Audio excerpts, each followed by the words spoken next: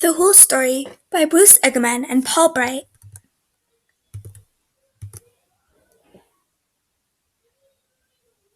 In a land of strange happenings, far, far away, lived two holes, Hermes and Hermione. Their home was a chunk of Swiss cheese on a plate in the kitchen in the royal palace. One day a family of mice came along and ate all the cheese. The cook chased the mice away, but now the two holes had nowhere to live. That cheese was getting stale anyway, said Hammer's Hole. Let's leave this dreary kitchen and search for a new home, a place where holes can be useful. The king was in his dressing room when he let out a cry. Oh no, there's a hole in my sock. I can't let my people see the royal hairy legs. He called the royal seamstress to darn his sock. But by the time she arrived, Hammer's Hole had gone. The queen was in her bedroom when she let out a shriek. Oh no, there's a hole in my knickers. I can't let the people see my royal pink bottom. She called for her maid to mend her knickers. But by the time they arrived, Hermione Hole had disappeared.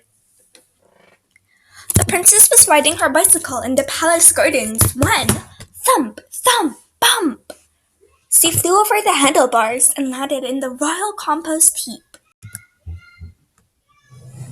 Oh no, I've got turnip tops in my tiara, and now there's a hole in my tire.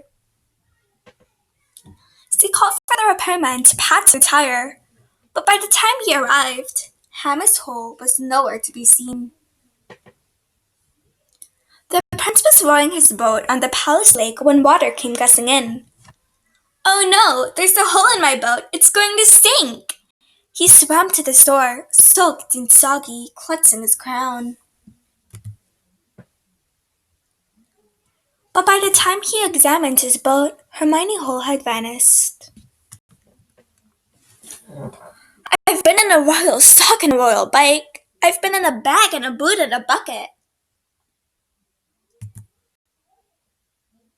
I've even been in a red balloon that burst with an enormous bang.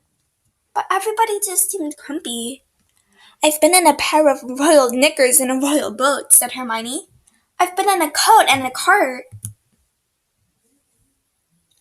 I've even been in a milk pitcher, but nobody was pleased to see me. Everyone thinks we're a nuisance, said Hermes, but holes can be useful too. Then he yawned a big holy yawn. Let's find somewhere dark and quiet to sleep, said Hermione. Perhaps we'll find a useful home tomorrow. Early the next morning, the royal carpenter was mending a chair. He searched in its dark, quiet woodshed. This place is no good for a chair leg. Here's a hole and another one. What a nuisance. But then he had a thought. Maybe I can use this wood for something special.